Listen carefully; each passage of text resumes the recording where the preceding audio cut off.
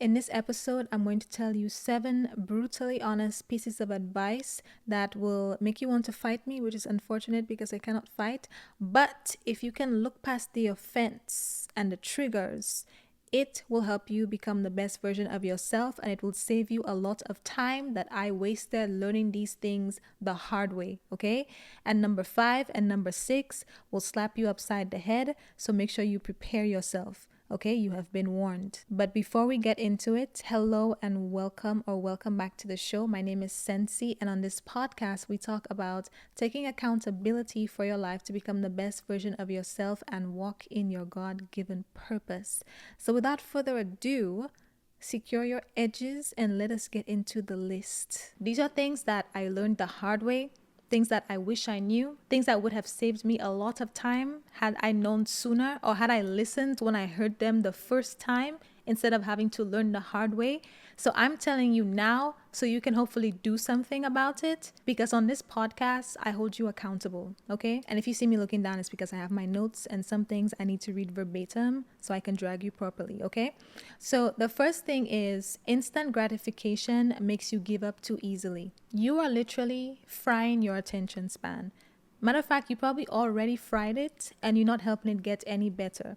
The constant scrolling, the constant short form content, the constant having to listen to things on 2x speed because it's like your mind cannot even process things at regular speed now. All of that is frying your attention span. And what it does, it's making you develop a dependency on having instant gratification for whatever it is that you do.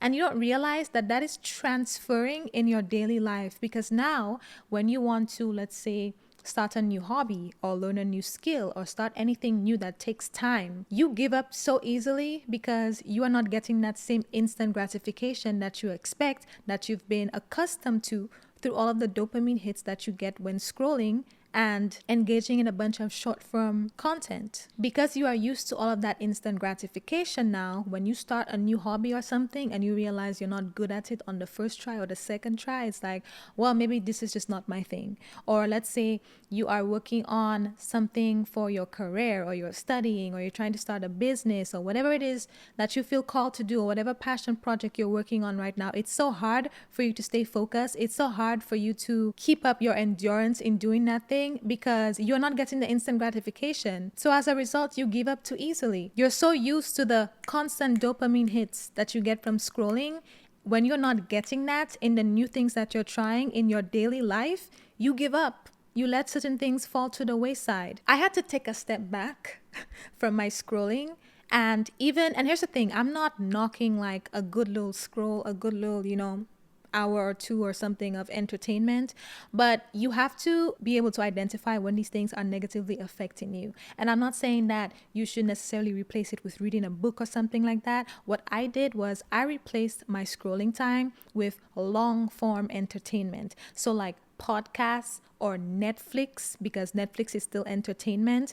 It's still entertainment. It's still something, mindless and not educational. It's still something that gives me a break, but it's long form. If you're going to consume content, try consuming more long form content like this podcast, so you're not constantly frying your brain with the million videos you can see in like an hour of scrolling on TikTok, because that is affecting your ability to do things in your real life. It's affecting your attention span. It's affecting your endurance. It's affecting your ability to focus. It's affecting a lot of areas in your life, believe me. So I love a good little scroll. I still scroll. I just limit it now. If I scroll for an hour a day, I try to break it up into 10 or 15 minutes at a time versus just sitting there doing it for a long period of time, because I'm telling you, that will affect your attention span, your ability to focus, and it will affect your endurance to do new things if you're not getting instant gratification from it. And since we're talking about becoming the best version of yourself, I'm talking about when you have to do things like create new disciplines or new habits or start new projects, learn new skills, make different like pivots and changes in your life that require you to be endurance, that require you to focus. These are the things that are affected when you constantly fry your brain with a bunch of short form content and a short form scrolling. Yes, it's cute. Yes, it's funny. I love the funny videos late at night right before I go to bed. But like, you have to take those things in moderation. And if you're going to entertain yourself, try to do it with more long form content if you must do it. Because I'm telling you, the scrolling for hours on end, it's affecting you more than you know. Okay. The second brutally honest thing I need to tell you is that you are trying to do way too much, way too soon, when you're not good enough at any one thing to justify spreading yourself so thin. And I will use myself as an example to try to give you a little break. I remember I was focusing on growing my podcast. I was, posting on social media, and I was doing, certain things to promote the podcast, and everything was going well and was growing. And then I was like, you know what? I need to diversify. I need to focus on trying to grow on TikTok, like a personal brand. I need to write a Substack blog. I need to try to do all these other things because I am a creative person. I am an entrepreneur. I have that entrepreneurial spirit, right? I get a lot of ideas and a lot of like bursts of motivation and like just a passion to do so many different things and express myself creatively. But you have to learn how to be disciplined enough to stick with one thing until it becomes good before you start diversifying. Otherwise, you'll be a jack of all trades and a master of none. If you're working on one thing right now and that one thing has not gotten to a certain point where it is the best that you can get it to, like for example, let's say you're building a business right now and you have this one idea to build a business and it has not gotten to a place where it has replaced your income, or it has not gotten to a place where you figured out your marketing, it has not gotten to a place where you have grown your social media or grown your brand enough, you should not be talking about starting another business. Okay? If you are currently working on one task, if that task is not doing well enough to be able to sustain you, if that task is not doing well enough for you to be able to say that you have mastered that thing, or you are an expert at that thing, and you know it's something that you need to be doing, you know it's something that you're passionate about, you should not be going over here and over there trying to do other things and branch out and express your creativity. Okay? You need to express your discipline and stick to one thing until that one thing pans out in a way that you have the capacity to focus on other things. Because if you try to grow 3 things at the same time, if you try to learn 3 skills at the same time, if you try to work on 3 different things at the same time that require 100% of your energy in order for it to be good, but you're trying to do 3 things at once, you will only be able to give about 33% to each thing. And none of those things will perform exceptionally well because you are spreading yourself amongst 3 things instead of focusing on one thing, getting it to 100%, and then focusing on another thing when you have the capacity to give to it because you are already an expert in one field.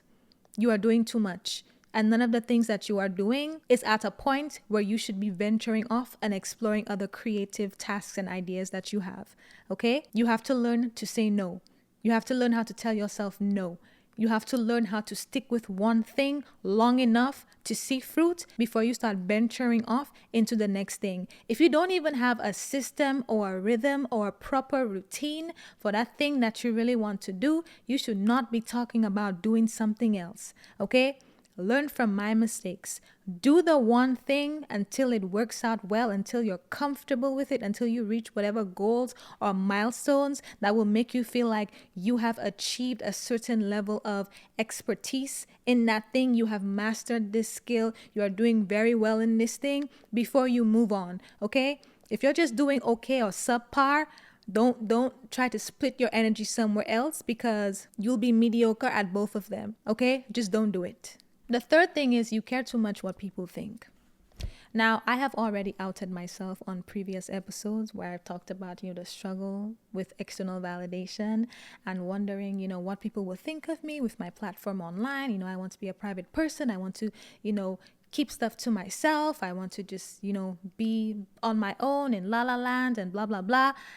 I cared way too much what people thought, and that held me back for longer than it should have. And it wasn't until I broke free from that that I started to feel a lot more lighter, and I became a lot more creative. More creative ideas came to me because I was now more confident enough to be able to handle it. And it also didn't bother me with the idea of like people seeing my podcast, or like, certain things that I just worried about too much. You care too much what people think. You are living a life right now that might not even reflect the vision that you have for your life.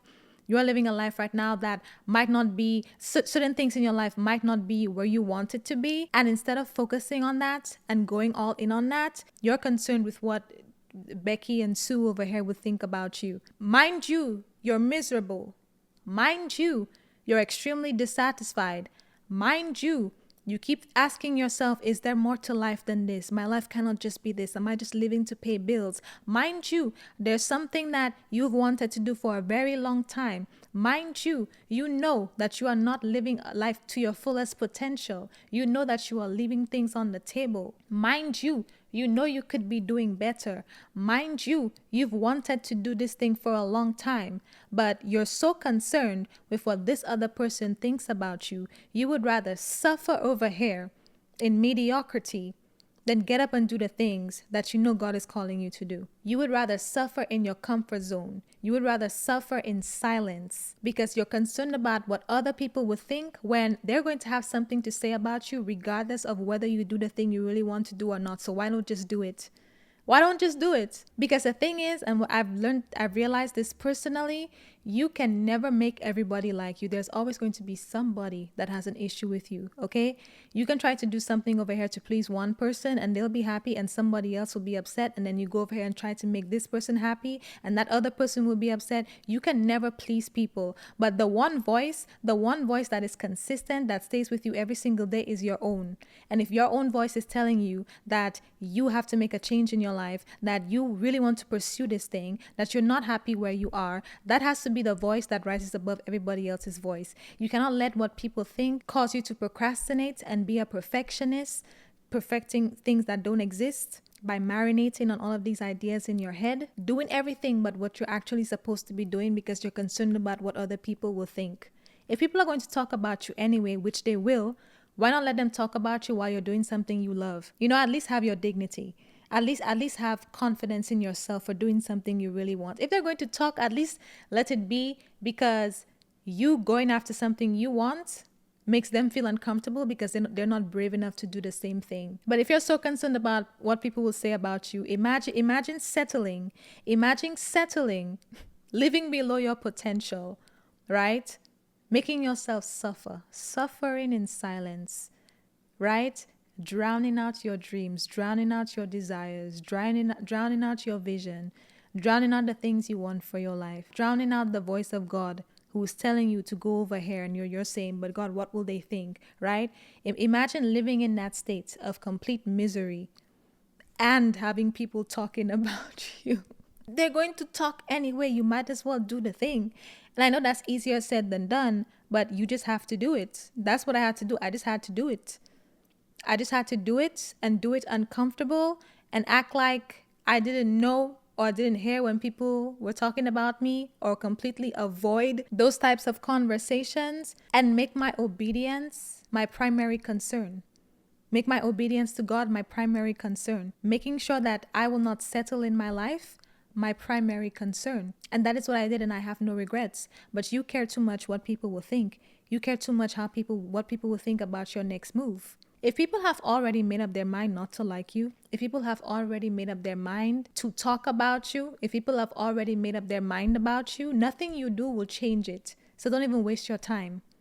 And certainly do not waste your life. Number 4, you give people more grace than you give yourself. You encourage them, but you beat yourself up. So when people are venting to you about certain things in their life, maybe, they're going through a rough patch, maybe they really want to do something, but they're afraid, and, they're just so afraid of the uncertainty, and they don't have the confidence. You show up and you support them like, yeah, I believe in you. You can do all these things. Da, da, da, da, da. Or when they fail, or they, go through a hard time, or things didn't work out, you encourage them. You tell them, you need to get back up. You need to try again. I believe in you. Da, da, da, da. And then when it's you internalize it. When you fail, you internalize it. When you fail, you think you're the worst person in the world. When you fail, you think you're not good enough. Where is that grace you were giving everybody else? And yes, I know there's all of these psychology and things about how we tend to show more lenience with other people. Da, da, da. But my question is, what is that doing for you? Right? And what I really want to say on this point, I will save it for the last point. So we'll put a pin in that for now. But my point is, the same way you encourage other people, I need you to start encouraging yourself. The same way when people fail, you encourage them to get up, you talk life into them, you believe in them, you have confidence in them, you pray for them, you pray over them. I need you to start doing that for yourself. Whether or not you're getting it from anybody else, I need you to start doing that for yourself. Because the most important voice after God, because sometimes we are our own up. So after God, the most important voice is your own. And if it doesn't matter if a bunch of people are encouraging you, if you are beating yourself up, you are not helping your situation. Okay, that same amount of grace that you give other people, I need you to see that you are worth it. One of the things that I do here and there is when it comes to certain things that could be a touchy subject for me, I try to encourage myself, but I'm encouraging a younger version of myself that I imagine this version of myself is protecting or doing it for. So, for example, I have said a few times on previous episodes that, I had a situation where, my life almost expired. And since that moment, I have thought that, there has to be a reason why I'm here. There has to be a reason. I need to know why I'm here. I need to know my purpose. Da, da, da, da. So today, when I come across certain things, when there's something that I really want to do or really want to pursue, and I'm afraid and I'm in my head and self-sabotage tries to creep in, all of these things, or when I get something that seems bigger than me, I imagine myself, me today, talking to that younger version of me that was so desperate to know what her purpose was, and I encourage her. So I'm still talking to myself, but I'm talking to the version of myself that prayed for the situation I am in. Or I talk to the me today as that version of myself, what she would say to this version of me, like, wow, you were actually going for your dreams. Wow, you actually figured out what your purpose was. Wow, you're actually walking in your purpose. I prayed for times like these, right? So it's like a way of encouraging myself. You need to learn how to encourage yourself. You cannot be beating yourself up and encouraging everybody else. You need to save some of that grace for yourself. You supporting everybody but yourself. We need to stop. We need to fix that, okay? Number 5, you prioritize things that you have to get done for other people, but you make excuses when it's for you. Let me step into your business for a second, because when you are at work on your job, and your manager, your boss, whoever, your supervisor tells you that you have to do this thing by end of day, or you have this task that you have to get done, guess what you do? That exact thing. You get it done. You get it done within the time frame. You might work extra hours if it's required. You might stay late. If it's required, you will clear your tasks, you will prioritize appropriately, accordingly to get that thing done, and you will get it done with the deadline that another person gave you. But when it's time for you to do the same thing for your goals, right? The things that you say you want, you claim to want them, when it's time for you to do that, suddenly it's optional. Suddenly it's optional, right? Suddenly you're making all of these excuses. Suddenly that version of you that was at work a few hours ago, that was getting the things done that had to be done, she didn't show up today. She must have been on vacation. Maybe you left her at work, because now when it's time to go to the gym like you said you would, when it's time to eat healthy like you said you would, when it's time to study like you said you would, when it's time to learn that skill like you said you would, when it's time to read like you said you would, when it's time to work on your business like you said you would, suddenly it becomes optional. You are only disciplined when it comes to doing other things for other people. Where do you think that will take you? Where do you think that will take you? And here's the thing. I know many people can argue and say, well, the job is paying me. The job is my livelihood. So, of course, I'll get the things done because I don't want to get fired. Da, da, da, da. Okay, so what's your price then? How much can you be bought and sold for? How much are you giving up your dreams for? How much are you giving up your goals for? Yes, get your money, pay your bills, whatever, especially in this economy. But the things you want matter too. If you have the ability to be disciplined and get things done when other people give you a requirement or have an expectation of you, you should transfer that same amount of discipline, if not more, right? To the things that you say that you want to do. Because the discipline is there, it exists.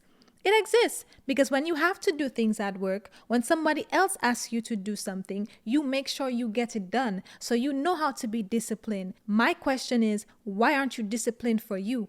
Why don't you think you deserve that yourself? Why don't you think your goals deserve that? Why don't you think your dreams deserve that? You're disciplined for everybody else except yourself. You at work, they tell you to do something before you leave. Do something by end of day. You make sure you get it done. You stay late. You move things around. You shift appointments to get it done. And then when it's time for you to do the things that you say you are going to do for you, suddenly you have other things to do. Suddenly you turn on Netflix. Suddenly you would rather fold laundry, right? And then you do this thing where you think, you do this thing where you think, you know what? I don't really want to work on this thing right now. But let me fold the laundry so I can still be productive. Who do you think you're fooling? Who do you think you're fooling? Random productivity, unintentional productivity is not actually productivity when you measure it against the things that you actually want to achieve. Just because you were productive in cleaning your apartment, in meal prepping, in doing laundry, when you know you should have been working on your goals, yeah, you were productive in your housework, but how does that track against your goals? Where is the progress over there? You're productive in the wrong things. You're wasting time. You never cared to meal prep until you had to work on the goal you said you had to do. You never cared to do your laundry until you know you had to go to the gym. You try to do these other tasks to make yourself feel better about what you're not doing. Who are you fooling? Who are you fooling? Who do you think you're playing with? You're playing with yourself. Because at the end of the day, when you look at that goal, when you think about that goal, all that will come to your mind is the fact that it's incomplete. It's the fact that there is no progress because you thought you were smart when you chose to meal prep instead of work on your goals. Trying to give yourself some type of confidence boost like, yeah, I'm doing something. You're doing the wrong things though. You're doing the wrong things though. You have the discipline. You know what it's like to get things done when other people require it of you. But when it's time for you to do something for yourself, there's all of these excuses, right? I'm going to need you to get it together, okay? I'm going to need you to get it together. The sixth thing, okay, hang in there. We're almost done, but it's not going to get any better. The sixth thing is you justify your toxic traits as if understanding and explaining why you are the way you are exempts you from accountability and the consequences of your actions. Yeah, I just said that. Remember earlier on when I said I was putting a pin in that point to come back? Let's come back to it right now. Let's bring everything full circle. The point I'm referring to is the one about when you give other people more grace than you give yourself. So let's bring it home, right? Here's my thing. You need to understand that just because you know psychology, just because you understand, I don't know, neuroscience, just because you understand why you are the way you are, why you have certain toxic traits, why you do certain things that you should not do, that does not exempt you from the consequences of your actions, nor does it exempt you from taking accountability. Okay? So yes, you can say, well, psychology says we tend to, show more grace for other people than ourselves. It's just a thing, like we're our biggest critics. Da, da, da, da. Is that helping you? Is that helping you? What is that doing for you? Congratulations, you understand it. But how did that benefit you? If you're not going to do anything with the information, how does it benefit you? You see what I mean? You are more defensive than you are proactive, and that's the issue. You can say, well, I'm this way because when I was young, my parents did this and my parents did that. Okay, and you're in your 30s now. What are you doing about it? Are you in therapy? Are you talking to somebody about this? Are you working on yourself? It's great that you are self aware. I love that for you. It is great that you are self aware. But is there a solution in play at any point? Are you planning on working on that? You see what I mean? Because you can understand why you are this way, but you have to actively take steps to do something about it. You might not be responsible for what happened to you, but you are responsible for healing. You are responsible for what you do with that, right?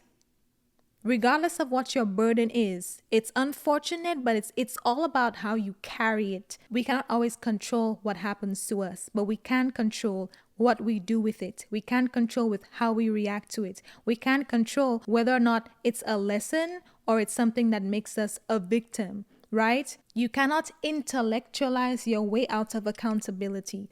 Congratulations. You can trace all of your traumas to this and that, and you can understand why you are this way, and this is what happens, and this is why I'm like this. Okay, cool. Is there a solution? Are you in therapy? What are you doing about it? What are you actively doing about it? It does not serve you to just know why you are toxic or why you are a certain way if that way is negatively affecting your life. It does not benefit you to just know it if you're not doing anything about it. You have the knowledge, you have understanding, but there is no wisdom, because wisdom is a practical application. Congratulations, you can identify the source of all of your toxic traits. Can you identify a solution though? You see what I mean? Congratulations, you understand. What is the solution? Because it's going to have a negative effect on your life, on your relationships, on every aspect of your life. And you cannot use it as an excuse. It does not exempt you from accountability, and it does not exempt you from the consequences of your actions. If you do something, if there's something about you that's, less than ideal, if somebody brings it to your attention, you do not respond with, well, this and that happened and that's why I'm like this. Okay, cool. What are you going to do about that? Did you apologize? You see what I mean? Did you take accountability? Knowing why you're toxic doesn't exempt you from taking accountability that you were toxic to a person, especially if they're bringing it up to you. You see what I mean? You have to take accountability. It also does not exempt you from the consequences of your action. A very extreme example is like, how they have all of these serial killers and people they make documentaries about and all of that. I understand you had a traumatic childhood. I understand that you were abused. Things happen to you that should never happen to a child. You've endured unspeakable things that are terrible. They scarred you. They have literally unspeakable things. Nothing can make you forget that. Nothing can fix that. You have been through a traumatic experience or experiences in your childhood. Does that mean if you do a mass shooting that you won't go to jail? No, because you took the lives of several people. At this point, it's like, okay, you had something traumatic, but there are other people who have things traumatic happen to them and they do something positive with it. So if you decide to commit a mass shooting, that does not exempt you from accountability from taking other people's lives, and it doesn't exempt you from the consequences of your actions, i.e. going to prison. You see what I mean? It doesn't matter if you understand why you are the way you are. It does not exempt you from accountability, and it does not exempt you from the consequences of your actions. And when you are faced with either one of those things, the solution is not being defensive. The solution is not justification. It's not an explanation of why you did what you did. The solution is you taking accountability. The solution is you actually working on yourself. The solution is you actually finding a real solution to why you are the way you are. The solution, might be therapy. Instead of getting defensive, be proactive.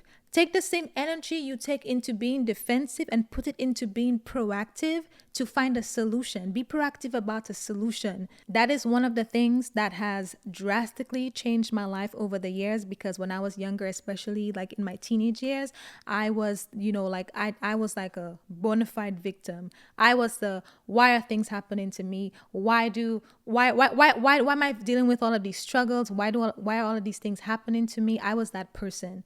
As soon as I shifted my perspective to taking accountability and saying, okay, what did I do to cause this situation to happen? Okay, this thing happened that's less than ideal. What about me contributed to this problem? And how can I solve that? Okay, I'm seeing a repeated pattern in my life of people saying certain things about me or my relationships being affected in a certain way. Okay, I need to proactively do something about that because whatever pain that I have experienced, whatever hurt that I have experienced, whatever trauma, whatever betrayal that I have experienced does not exempt me from the accountability or the consequences of my actions. Okay? I chose to let something that affected me in the past dictate my behavior and thus affect my life today. And so I have to take accountability. I have to deal with the consequences of those decisions that I made, the consequences of who I became as a result of pain. And I have to be proactive about finding a solution. I have to work on that. I have to fix myself because if I don't do it, more of the same will just keep happening and it will be nobody's fault but my own. So rather than just stopping at intellectualizing your emotions and feeling proud of mapping out which traumas cause which toxic traits in you and all of these things, find a solution. Okay, go to therapy. It's not your fault what happened, but you are in your 30s, you are in your late 20s, you are older, you are an adult, right? It is now your responsibility to find a solution. And last but not least, if your wig is still attached, the last bit of brutally honest advice that I have of what you should stop doing to change your life is you need to stop consuming the opposite of what you want. For example, you want to get married, but you are the president of the Men Are Trash committee. You constantly consume a bunch of toxic podcasts, toxic posts on social medias, toxic, YouTube videos, whatever it is, or entertain toxic conversations in real life with people who speak death over relationships. They speak a bunch of negativity. They speak a bunch of rubbish, which is their own reality, but they speak that over you. And you are here wanting marriage. You are here about to get married. And you don't want those things, but all you consume is things that talk about these things. What do you think is going to happen? That is going to shape your perspective of relationships and make you start expecting garbage, right? If you think men are trash, guess what you will attract? Trash. And guess what will happen when you attract the trash? You will think it's normal because you will think that's just how they are. Stop watching that junk if you plan on having a healthy relationship.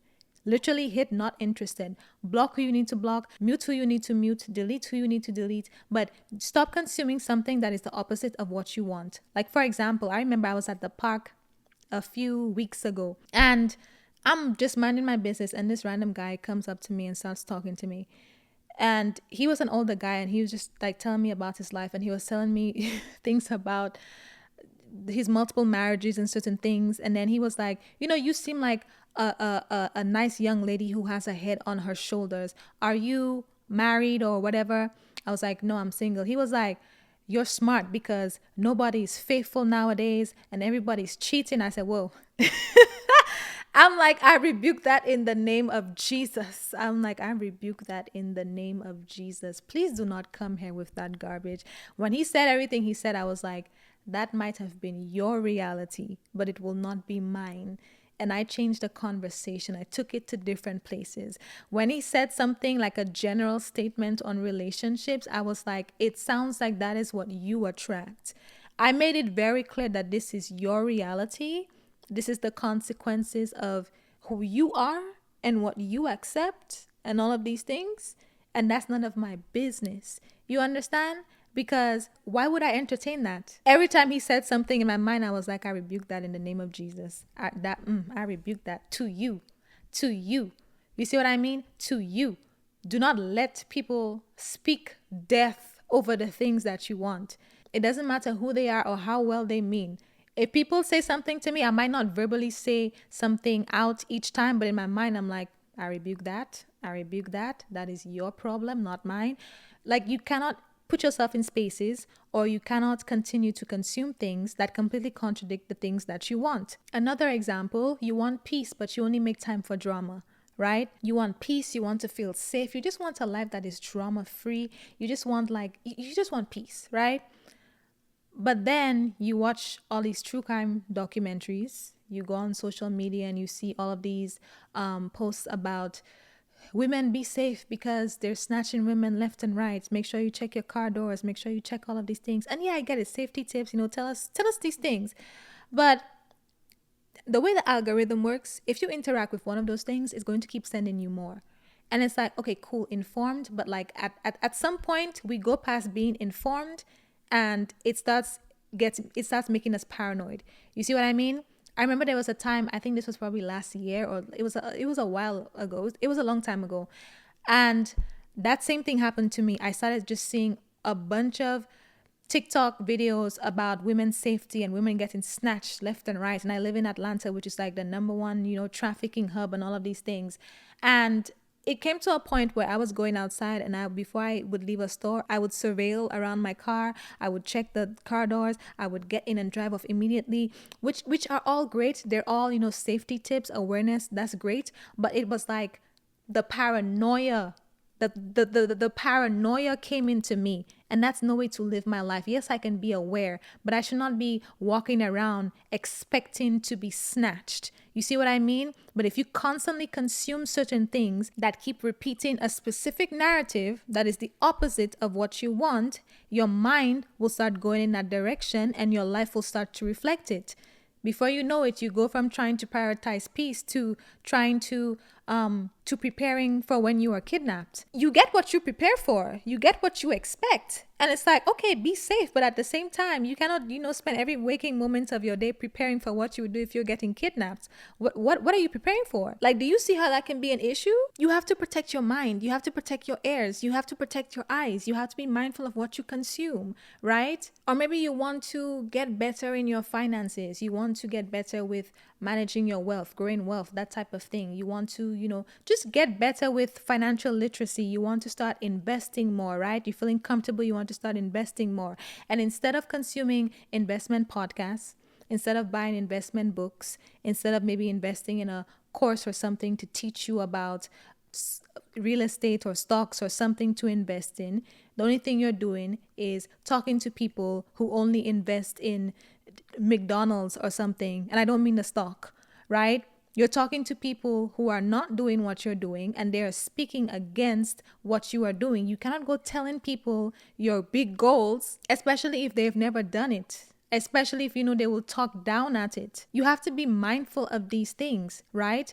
If you want to start investing, you need to start hanging around people who are investing. And if you don't have the capacity to create that environment in your physical space, create it in your online space, right? If you spend so much time on your phone or you spend a lot of time on YouTube, watch a video or two on investing, read a book on investing. You see what I mean? Consume things that align with what you want. Stop consuming the complete opposite and then getting discouraged, because that is affecting your perspective on that thing. It is not helping you if you continuously consume the opposite. So these are the 7 things that I would tell you, 7 brutally honest pieces of advice that I believe if you take them to heart and you work on any of those things that you are guilty of, it will really help you in becoming the best version of yourself, because these are all mistakes that I have made. These are all things that I have learned the hard way. And I am just trying to help you save some time, okay? And if you can look past the offense, and work on a solution for these things, I promise you your life will get better. And if you want a part 2, please let me know. I have some more that I was working on, but I figured we would just stop at 7. But if you want some more brutally honest pieces of advice, let me know in the comments. And if you are somebody who knows that you have built a life that looks good on paper, you've been doing very well, you've been checking certain boxes, you worked really hard to get to a certain place in your life, but you got there and then you realize it's not what you wanted, and you realize that there's more on your life, that you're not in your purpose and you want to walk in your purpose, you want to become the best version of yourself, you want to reinvent yourself and start walking in your God-given purpose, then I have a free masterclass that I'm hosting that will tell you the 4 things I did to help me reinvent myself and start walking in my purpose, even before I knew what it was. So even if you don't know what your purpose is, my masterclass will tell you exactly how to figure it out. And I will tell you the truth about walking in your purpose and why you don't know what it is yet. Just go to secludedthoughts.com/masterclass and I will show you how to reinvent yourself and start walking in your God-given purpose. But that is all I have to say today, and I will talk to you next Sunday.